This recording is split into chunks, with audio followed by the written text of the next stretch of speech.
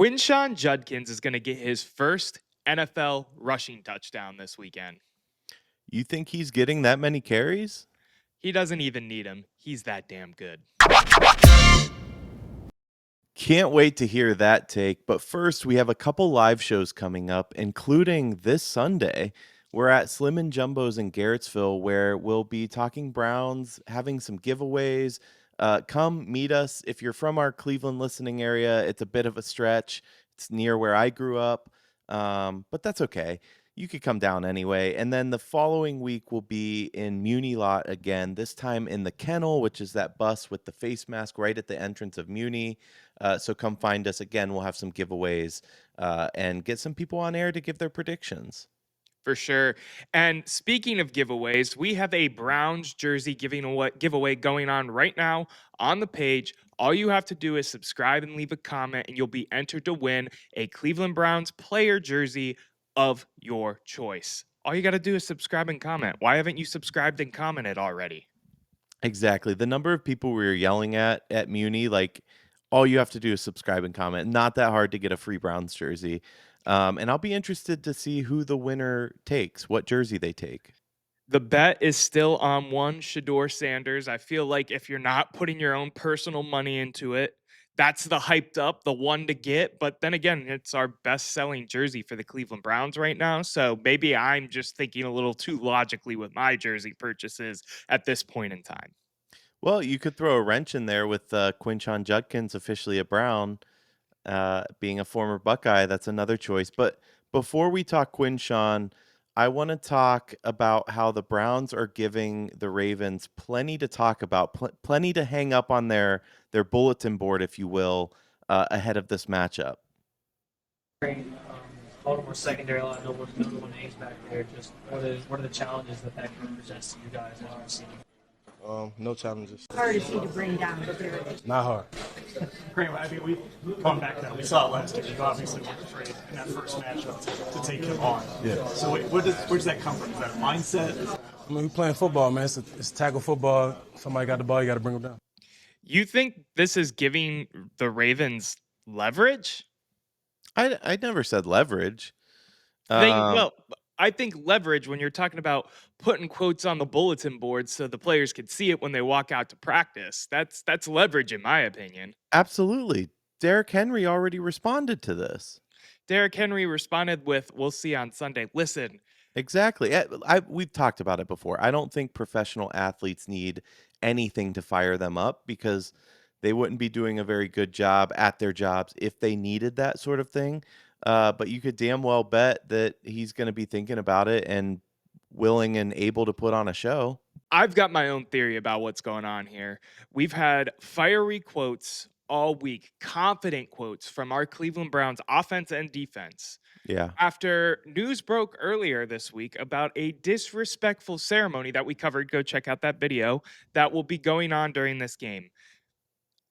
I think we're just a motivated team and we're feeling confident. The defense looked solid. I can't even say solid. They looked fantastic against the Bengals. Unbelievable. Yeah.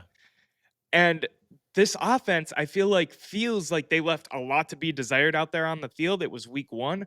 I think their confidence mixed with the disrespect that they faced from the Ravens and this 30th year celebration, anniversary, whatever, has fired this team up in a different way.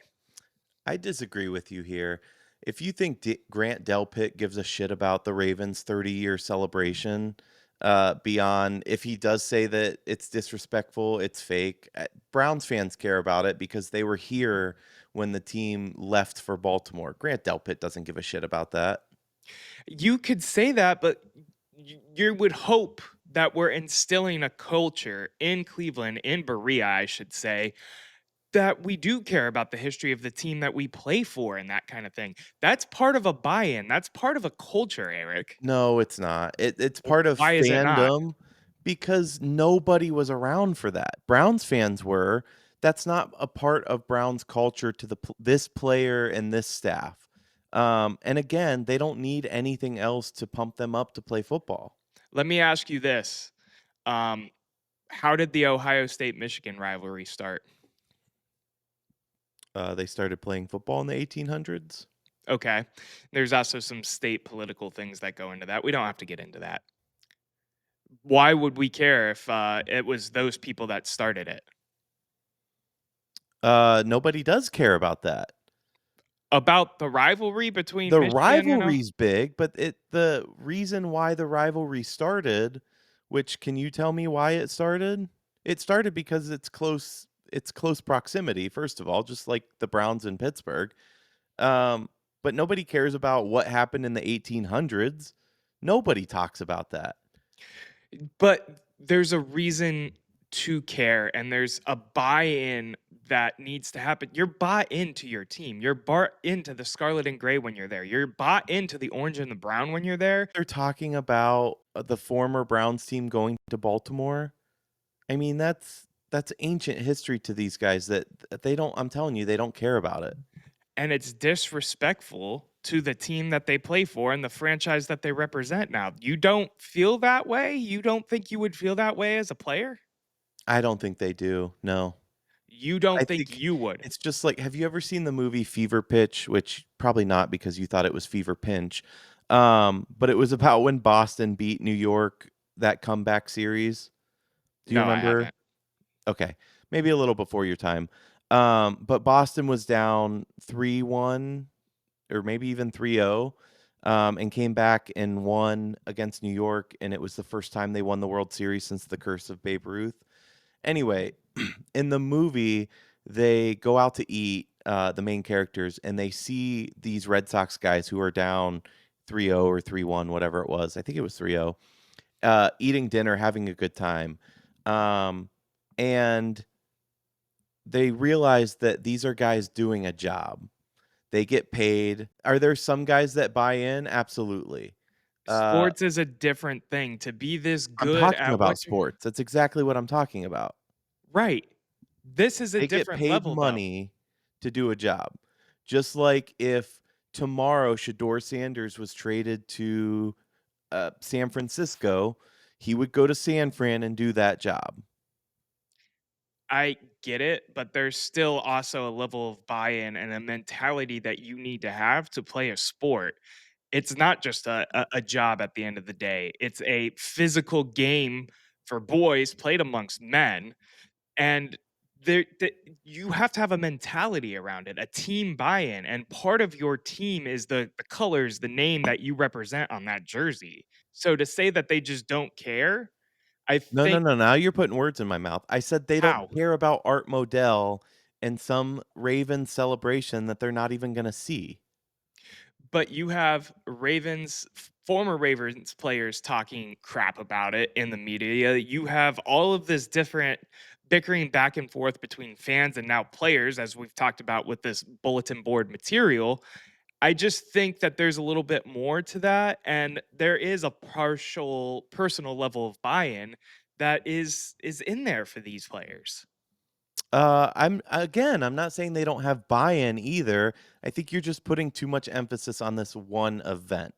That said, I think it's time to move on because I think we've argued that one to death a little bit. Quinshon Judkins, he could be Yes. playing. Yes, he could be playing. The plan right now, according to Ian Rappaport, and it was corroborated by Mary Kay Cabot, is for Judkins to practice, of course, today. He practiced yesterday. He was not at practice on Wednesday because he was with the NFL talking about his disciplinary hearing and all this stuff that's going on. It sounds more Yeah. so like they were interviewing him for his side of the story. He's practicing. We'll see. Eric, do you think he's going to play? I don't know. For some reason, my gut's saying no, that we're not going to play him this week. Um, but on the I don't know. I'm conflicted. You do though, right? I do think he's going to play. I think it's very possible for a running back. I mean, there's only so much that you need to know in terms of Yeah, run actually between the running tackles. running the Not that hard, football, right? um, and lining up. On top of the fact that it isn't like he was holding out during mini camp or Right. OTAs, rookie mini camp, any of that. He has his playbook. He knows what he's doing. So it's not like he's going out there completely blind with no practice whatsoever, no idea what the Browns offense is. he can get up to speed, and we're not even talking about he needs to be in there on like pass blocking reps or anything like that yet. Give him some carries. I see a split. This won't be the split come 3 weeks from now if he doesn't get suspended and he's still playing, but I see a split where it's 50% Sampson, 30% Ford, 20% Judkins to make up the whole 100% of the actual running plays. But you could flip 10% either way between Ford and Judkins, depending on how Judkins looks actually on the field. I do think he's going to play. He was a full participant at practice yesterday on Thursday. I hope he plays. I hope Jerome Ford is relegated to the backwater of history here, because he ain't it. So I certainly hope he gets touches, and I hope he lights it up too. Um, which let's get into this Browns uh, game and what we think's going to happen, because this is not an easy opponent that we're facing. This isn't an easy opponent that we're facing. And just to add real quick, because were dissing Jerome Ford a little bit, I agree that he is not it when it comes to being a main running back on this team. But Mhm. in simple spurts where he can just be a home run hitter, the home run hitter that he can be an effective third option, certain situation running back. Okay, but And here's the thing. If you're batting 128 and you yak one once in a great while, that's not a good quality. That's okay, cool. You hit one out, to use your analogy, but you're still batting 128. yeah, but this isn't baseball. We're talking about the third string running back that's not taking up a bulk of carries. You're putting him in on certain plays, certain situations that play to his strength, as opposed to Sure. hoping that he bats, 4 or 5 times a day, every day, like a Bo Naylor who will hit one once in a while. You know what I mean? Hey, I just continued your analogy, brother. That's totally fair. That's totally fair. Let's get into the matchup, though. I know you're trying to push us that way.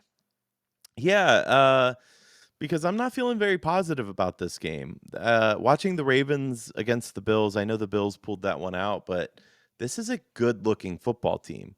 Um, the line right now, Browns with 11.5 points, over under 45.5. And we could get in some of the others, but it's a smaller line than I think I expected. You really?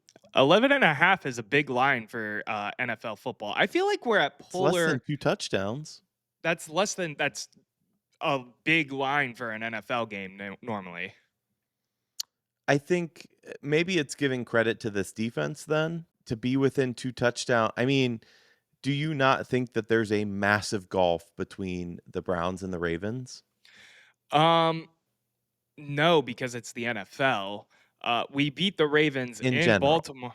We beat the Ravens in Baltimore with what was going on with the team last year, and we went 3-14. So to think that there's a massive gulf, no. I'm In feeling gen positive. Come on. We What, man? know we know starting the season, like that Bills Ravens game was so important because we knew that it could very well decide who goes on to win the AFC and get home field advantage throughout the playoffs. That's not the case with the Browns. So we know they're That's in a different league. I'm not saying we can't win because that's football any given Sunday, AFC North, but it's a completely different league. it's but is it? Because the Yes. defense looks massive right now. The offense showed good Did we sport. switch places in our optimism? Yeah, well, this is my typical optimism, and with the attitude that the Cleveland Browns have shown this week, I have some optimism. If I'm wrong, first of all, I want to say before I dig myself this hole, I do think Baltimore is the better team. I do think they should be favored. I do Thank you. think that they are, a potential Super Bowl contender. With all of that being said, it's not like the Browns are complete slouches right now. I saw a lot of good things in the last game. I saw a lot of things out of Baltimore in their last game, choking a game away, letting up a lot of receiving yards to players that shouldn't be over 50 receiving yards. To have some faith in the Cleveland Browns and not just be like, oh, well, they're a hop, skip, and a jump better than us, so I think we're going to lose. Here's why I say that. Watching both teams in week 1, the Ravens just look like a much faster football team. We talked about it a little bit in college with LSU, same idea. They just they look so much more complete than we do. We looked good. Our defense looked especially good, but the Ravens offense in particular, just they're another notch in my opinion. And they're not a Yeah. slow starting team like the Bengals either. No, they're not, but we've also beat them on their own turf with a worse team before. I have some I think decent it's grass, confidence but go on.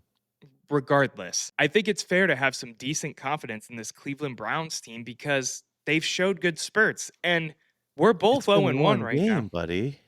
It's been one game for them too. Okay, but we were 3-13 last year. What do you think for this game then? You think Baltimore blows us away? Where are you at with this? It's a hard one to predict because while I'm giving you shit this whole time, based on what I've seen so far from both teams, I don't know. Because I can see a scenario where the Browns come out and keep it close and lose. I don't really see one where they win, but lose a close game. But I can also see the Browns come out and look completely different than last week and lay an egg and get blown out. So I'm not sure which Browns team's going to show up. That's the answer. I think that I don't trust in our offense to keep up with Baltimore's offense. Let me put it that way. And we talked about it before. We might have a really good defense, but if your offense goes 3 and out, then it's not doing any favors for that defense that has to come out there breathing heavy immediately again. Yeah, okay. So I'm gonna cool my jets for a second and bring it back into a little less of the hot take reality. I do see this game being close no matter what. I only say that because it's AFC North football, and that's just typically how these games go. There Okay. is also a possibility in my mind that they go out there and lay an egg, and look horrible, and something happens, and we falter, and we lose by a bunch of points. That's happened to us before too. Let me ask you, I have two questions for you. Yeah, The first is it just popped into my head for some reason. Who do you think's the better coach, Harbaugh or Stefanski? it's closer than you would probably think because I think Harbaugh has a lot of faults that don't get pointed out, but you would have to go Harbaugh because of the history, um, pretty easily still. What Okay. about you? Yeah, I probably lean Harbaugh. He's had his in-game moments where I feel like good coaches are terrible in-game managers with timeouts and things like that. I don't know why, but we see it with Tomlin, we see it with Harbaugh. Um, but at the same time, if you're comparing him to Stefanski, Stefanski has those issues as well, without the wins, without the consistency, with some questionable play calling at times. So I'd lean Harbaugh for sure. My second question, though, in your opinion, what are the keys then for the Browns to win this football game, to steal this one? Stout defense. Something I was going to ask you, but I'll bring it up in this take now. Miles Garrett, 14 games played against the Ravens, only 8.5 sacks. Need to see a sack out of that guy for sure in this game. Uh, Being able to stop Derrick Henry on the run like we have in years past, not particularly with the Ravens last year, but we were a team that was really good at stopping a running back that is hard to stop in years past. So if they can get back to that again, in a year where the defense looks like it's returning to its form from 2023. That is the next big thing. Real And then, quick, of course, Joe just because Flacco just hitting over 250 yards. I just wanted to hit my last key. Go ahead. just real quick because you brought up Derrick Henry, do you think he's a little overrated at this point? Not right now. I mean, he went what, 162 on 17 carries or whatever last He game, also two lost them the touchdowns. game with that fumble. He did lose them the game with the fumble, but to call him overrated, I feel like is a stretch of Well, a he's stretch of the aging is word my right now. point for a running back. He's getting up there. He still had 162 yards in that game, Eric. I don't disagree that I'm just asking the questions here. Uh, I agree with the points that you made. On defense, I think stopping the run and forcing third and longs is key here for the Browns. And to that end, keeping Lamar in the pocket and keeping contained, that's huge. They cannot let him scramble. It's going to happen, but they can't let it be consistent. What really needs to happen is that we need to stay ahead of the sticks. Stefanski cannot waste early downs, which he has a tendency to do at times. Um, and I don't always like his early down play calling. So they need to win those early downs, and then, like you said, they need to protect Joe Flacco, and they need to be efficient in the red zone. If they can get into the red zone, they really need to be efficient there. Is Myles Garrett an X factor? Yeah, I think so.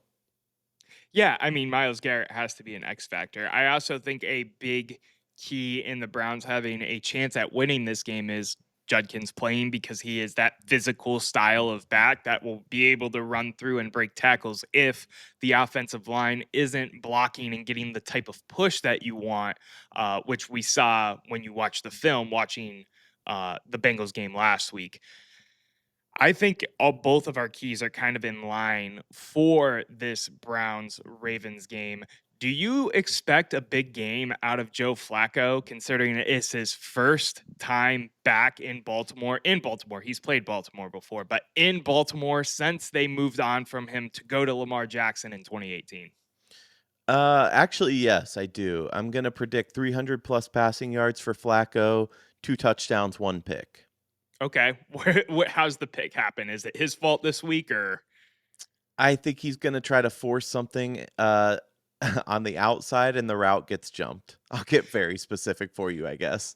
Yeah, I'm interested to see what the Ravens coverage looks like. Tommy Reese this week was talking about how the Bengals were playing a lot of too high shells, excuse me, with their safeties, making it hard for them to try to bust it over the top whatsoever, which Flacco is known for trying to do.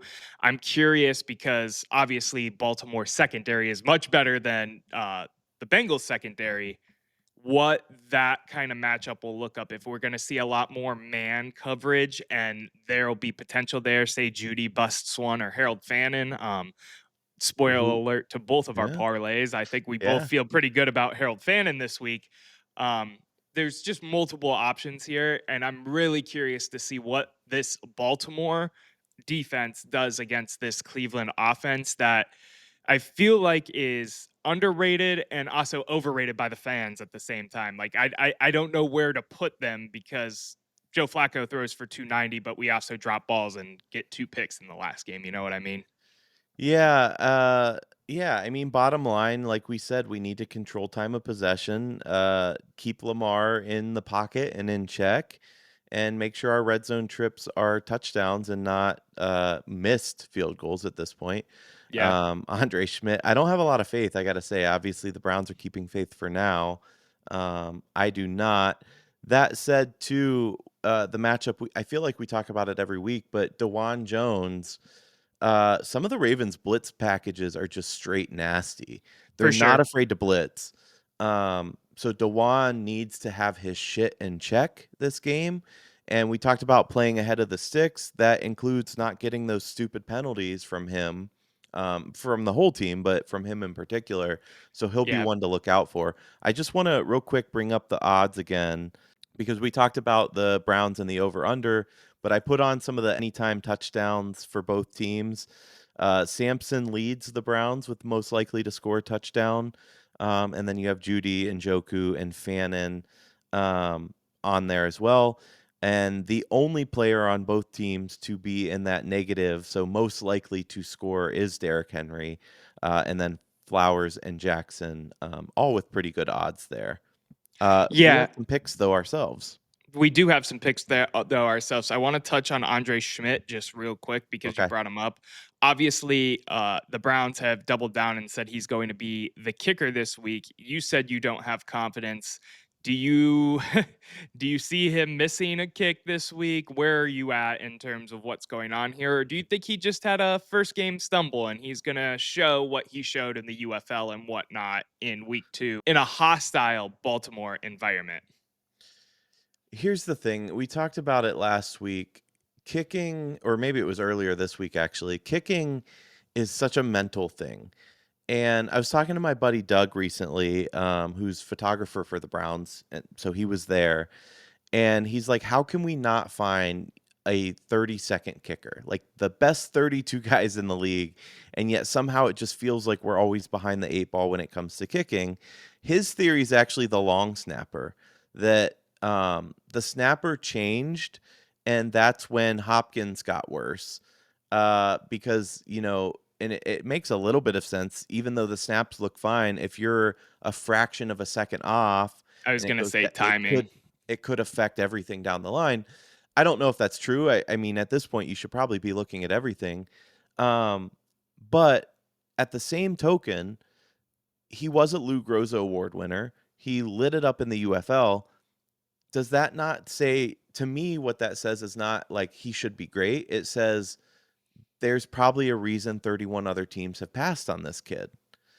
If he doesn't have it mentally, then he doesn't have it mentally. And I'm not saying that's the case, but I don't expect much out of him. After now losing the game for us and putting even more pressure on his shoulders, I don't know how, especially in that first kick, unless he can make one early, he's going to be in his own head about it. I just don't see a positive outcome here. Yeah, you used the I wanna pick at one thing real quick, and then I wanna go into why I still have some confidence for, uh, Sure. Schmidt himself.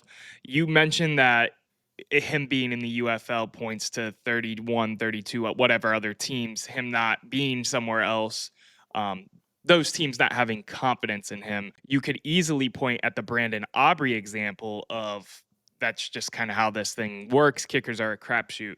The reason I still have confidence in one Schmidt is because of just that the UFL experience mixed with the fact that he went into a kicking competition, one that I feel like most fans, most critics, most media members thought Dustin Hopkins was going to at least start the year being the kicker no matter what happened.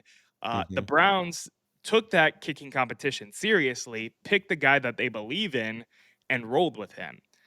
Yeah. So with his performance in camp and stuff, I know that doesn't always truly translate. Cade York looked electric and then won us a game and then became Cade York, who has bounced around the Mhm. league since then.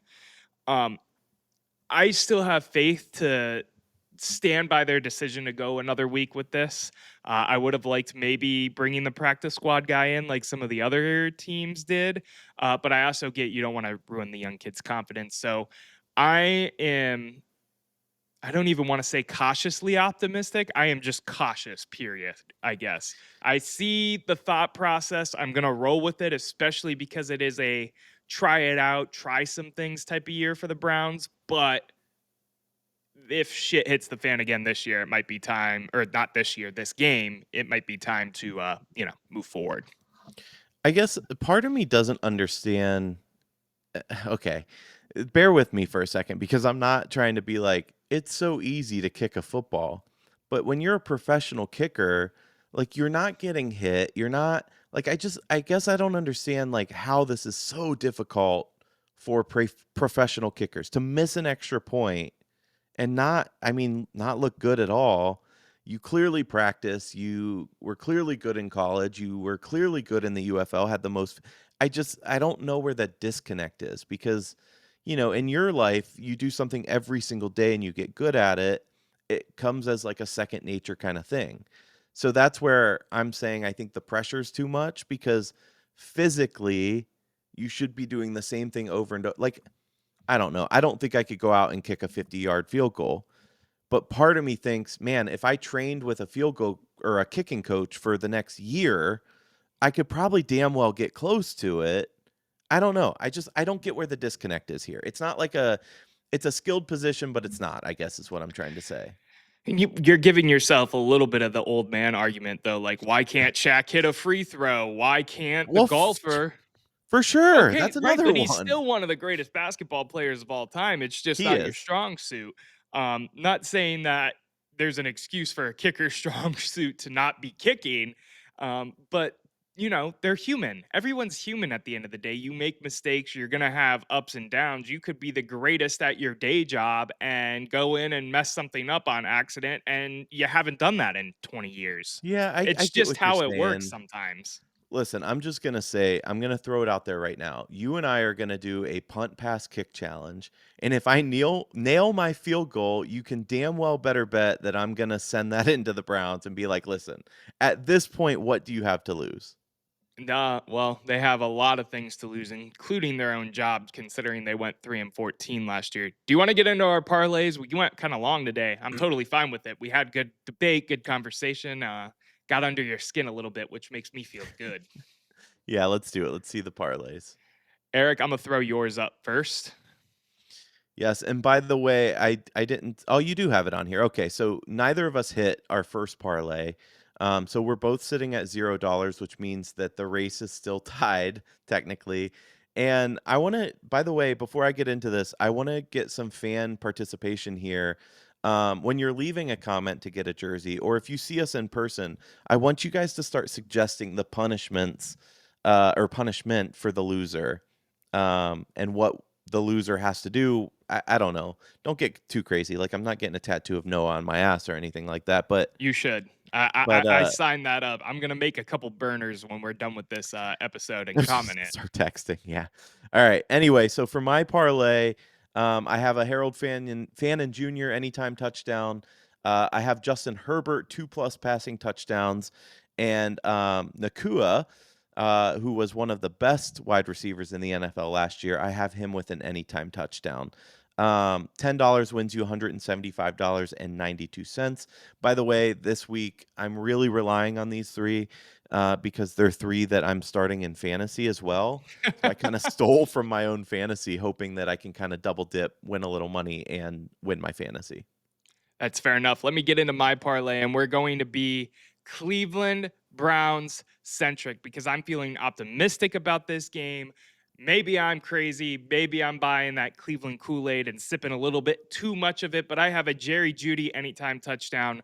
I picked this because I think he's going to bounce back this week and get his first touchdown of the season. Harold Fannin was the bright spot on the offense last week. Let's get him his first NFL touchdown. And Joe Flacco going back into his old stomping grounds, getting plus 250 yards. And, sorry, bring that back real quick. Plus 2014 odds, $10 wins you $201.42 if you tail that parlay, if you're feeling optimistic like I am for the orange and brown. So if we both win, you'll be slightly ahead there in the earnings. No Browns money line this week. No Browns money line. It was in there at first because it is like plus 550, but I'm going to try to play it a little safe. I mean, it's not a safe bet by any means, but a Right. little safer, hoping to get my first win and get some money on the books to start off on a nice lead against you.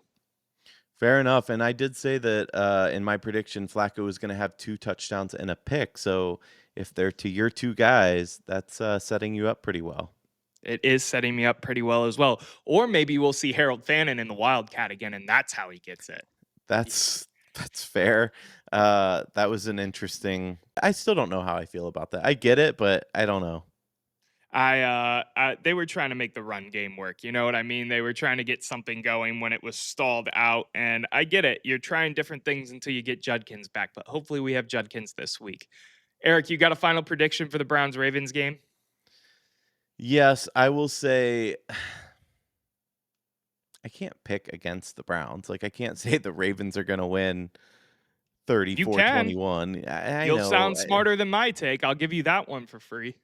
I do think the Ravens are going to win. I'll say that it's close, and I will also say that it's going to be lower scoring than you might think. I'll say 28-21 Ravens. I disagree with you. I think it's Go going to be figure. high scoring. I think Joe Flacco is going to go into his old stomping grounds with a fire under his ass, ready to throw for 400, 500, 600, 700, 800 yards, multiple touchdowns, crazy things going on. The Browns are upset about the disrespect from the Ratbirds on the East Coast, and we are going to go in there and beat the Baltimore Ravens 38-28. Andre Schmidt makes his kicks, and we start the season 1-1. Since we're in fantasy land, can you just throw in your buddy Erik wins the lottery as well? I mean, No, this is not Fantasyland. This is my bold prediction. I'm gonna ride with my team. I am a known Cleveland homer, and I'm gonna stick with my boys because I just feel a different energy this week. And I could be wrong. We could be sitting at Slim and Jumbos, and Mia be all depressed, Miller Lite in hand, on my 6-1 because the Browns are down 35-0. But I'll still be having a good time regardless, and I'm still gonna ride with the boys regardless because that is what I do. I mean, I'll be rooting for them, obviously. Hey, speaking of Slim and Jumbos, where we'll be at Sunday, they are known for their green monster drink. You gotta agree to have at least one with me.